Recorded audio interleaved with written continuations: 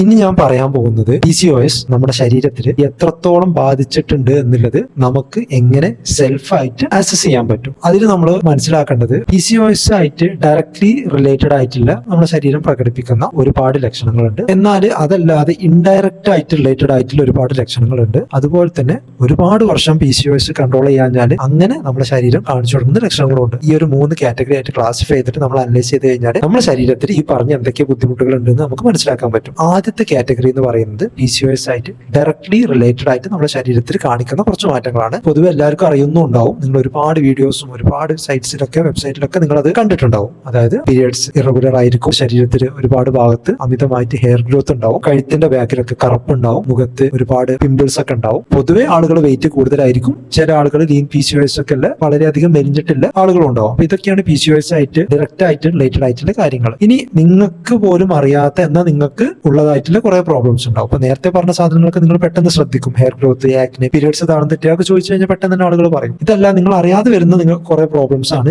ഒന്ന് stress, anxiety, sleep കുറവ്, mood swings, അങ്ങനത്തെ ഒരുപാട് ഇഷ്യൂസ് ഉണ്ടാവും. ഒരുപാട് ആളുകൾ വെയിറ്റും ഹെയർ ഗ്രോത്തിനൊക്കെ കുറിച്ച് ചോദിക്കുമ്പോൾ അതുകൊണ്ടൊക്കെ അല്ല, ഡിപ്രഷൻ, ആങ്സൈറ്റി അങ്ങനത്തെ ഒരുപാട് ഇഷ്യൂസ് ഉണ്ടാവും. അത് കാരണം എക്സസീവ് മൂഡ് സ്വിങ്സ് ഉണ്ടാവും. അത് കാരണം പല ആളുകൾക്കും ജോബ് സൈറ്റിലൊക്കെ പല പല പ്രശ്നങ്ങൾ ഉണ്ടാവും, അല്ലെങ്കിൽ റിലേഷൻഷിപ്പ് ഇഷ്യൂസ് ഒക്കെ ഉണ്ടാവും. അങ്ങനെ കുറെ ബുദ്ധിമുട്ടുകളുണ്ട്. ഇനി ഇതൊന്നും അല്ലാതെ ലോങ് ടേം ആയിട്ട് കുറെ കോംപ്ലിക്കേഷൻസ് നിങ്ങളുടെ ശരീരത്തിൽ ഉണ്ടാവും. ചിലപ്പോൾ ഷുഗർ ഉണ്ടാവാം, കൊളസ്ട്രോൾ ഉണ്ടാവാം, ഫാറ്റി ലിവർ ഉണ്ടാവും. ഇതൊക്കെ നമ്മൾ ടെസ്റ്റ് ചെയ്ത് കഴിഞ്ഞാലാണ് പല ആളുകൾക്കും മനസ്സിലാവുക. ഷുഗറോ കൊളസ്ട്രോളോ ഒന്നും കൂടി കഴിഞ്ഞാൽ പ്രത്യേകിച്ച് ശരീരം പെട്ടെന്ന് ലക്ഷണങ്ങളൊന്നും കാണിക്കൂല. അതൊക്കെ ഒരുപാട് കൂടുമ്പോഴാണ് അതിന്റെ ലക്ഷണങ്ങൾ പുറത്ത് കാണിക്കുക. ഈ ഒരു രീതിയിലാണ് നമ്മളെ പ്രശ്നം നമ്മൾ അനലൈസ് ചെയ്യേണ്ടത് എന്ന് മനസ്സിലാക്കിയിട്ട് നിങ്ങൾ അനലൈസ് ചെയ്ത് കഴിഞ്ഞാൽ ഇതിൽ ഏതൊക്കെ പ്രശ്നങ്ങളുണ്ടെന്ന് നിങ്ങൾക്ക് മനസ്സിലാകാൻ പറ്റും. നിങ്ങൾ ആദ്യം നോക്കേണ്ടത് PCOSന്റെ ഒരുപാട് പ്രശ്നങ്ങളുണ്ട്. അതിൽ ഏതൊക്കെയുണ്ട്? നിങ്ങൾക്ക് മുഖക്കുരുണ്ടോ, കഴുത്തിന്റെ ബാക്കിൽ കറുപ്പുണ്ടോ, നിങ്ങളെ വെയിറ്റ് ബാലൻസ്ഡ് ആണോ, ഹൈറ്റിനനുസരിച്ച് വയറിന്റെ ചുറ്റളവ് കൂടുതലാണോ കുറവാണോ, പീരിയഡ്സ് റെഗുലർ ആണോ ഇറഗുലർ ആണോ, ഇതൊക്കെ നോക്കുക. അത് കഴിഞ്ഞിട്ട് നിങ്ങൾ ഒരു ദിവസം നിങ്ങൾ എത്ര മണിക്കൂർ ഉറങ്ങുന്നുണ്ട്, കറക്റ്റ് ആയിട്ട് ഉറക്കം കിട്ടുന്നുണ്ടോ, നിങ്ങൾക്ക് എക്സസീവ് ആയിട്ട് മൂഡ് സ്വിങ്സ് ഉണ്ടോ, മൂഡ് സ്വിങ്സ് കാരണം നിങ്ങളുടെ റിലേഷൻഷിപ്പിൽ അല്ലെങ്കിൽ ജോബിലൊക്കെ പ്രശ്നങ്ങളുണ്ടോ, അതൊക്കെ അനലൈസ് ചെയ്യുക. അത് കഴിഞ്ഞിട്ട് നിങ്ങൾ എപ്പോഴെങ്കിലൊക്കെ റൂട്ടീനായിട്ട് എന്തെങ്കിലും ബ്ലഡ് ടെസ്റ്റോ കാര്യങ്ങളൊക്കെ ചെയ്യുകയാണെങ്കിൽ ആ സമയത്ത് ഷുഗർ, കൊളസ്ട്രോൾ, ഫാറ്റി ലിവർ, ഇത്തരം കാര്യങ്ങളാണ് നമ്മുടെ ശരീരത്തിൽ ഇത് എത്രത്തോളം ബാധിച്ചിട്ടുണ്ട് എന്നുള്ള അസസ്മെന്റിൽ നമ്മൾ നോക്കിയിരിക്കേണ്ടത്.